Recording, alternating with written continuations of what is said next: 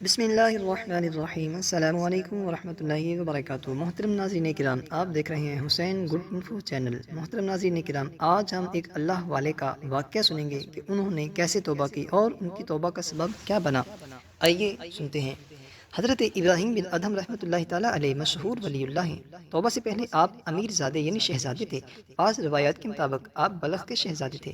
ایک بار اپنے محل کے قریب ہی کہیں تشریف فرما تھے۔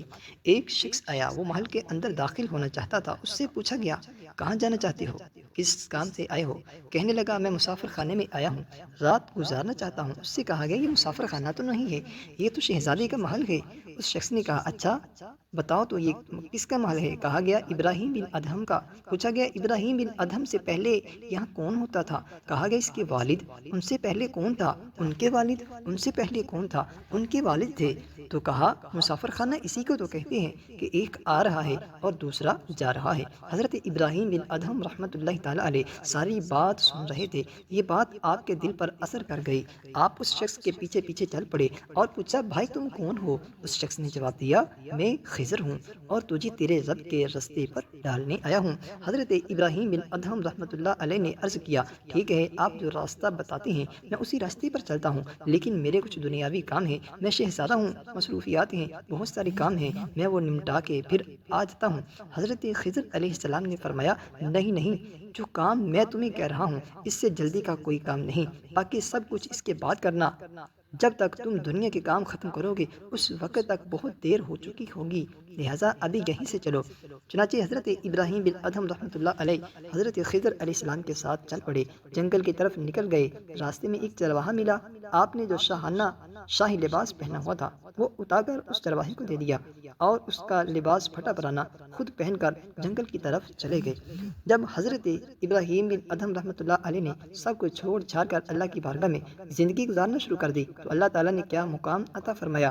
حضرت شیخ فرید الدین عطار رحمۃ اللہ علیہ فرماتے ہیں، ایک دن حضرت ابراہیم بن ادہم رحمۃ اللہ تعالیٰ علیہ دریائے دجلہ کے کنارے بیٹھے اپنے لباس کو پیوند لگا رہے تھے۔ ایک شخص قریب سے گزرا، وہ حضرت ابراہیم بن ادہم رحمۃ اللہ تعالیٰ علیہ کو پرانے زمانے سے جانتا تھا۔ اس کو پتا تھا کہ یہ پہلے شہزادے تھے، پھر انہوں نے بادشاہت چھوڑ دی اور سب کے راستے پر نکل پڑے۔ جب شخص نے حضرت ابراہیم بن ادہم رحمۃ اللہ تعالیٰ علیہ کو دریائے دجلہ کے کنارے بیٹھے اپنے لباس میں پیوند لگاتے ہوئے دیکھا تو کہا، اے ابراہیم، حکومت چھوڑ کر تم کو کیا ملا؟ ایک لباس، وہ بھی پھٹا پرانا، اور اس کو بھی اپنے ہاتھوں سے پیوند لگا رہے ہو؟ پہلے شاہانہ لباس ہوتے تھے، آس پاس سینکڑوں خادم ہوا کرتے تھے، ان کو چھوڑ کر کیا ملا؟ حضرت ابراہیم بن ادہم رحمۃ اللہ تعالیٰ علیہ نے جب یہ سنا تو اپنی سوئی دریا میں ڈال دی اور پھر فرمایا، اے مچھلیوں، میری سوئی واپس کر دو۔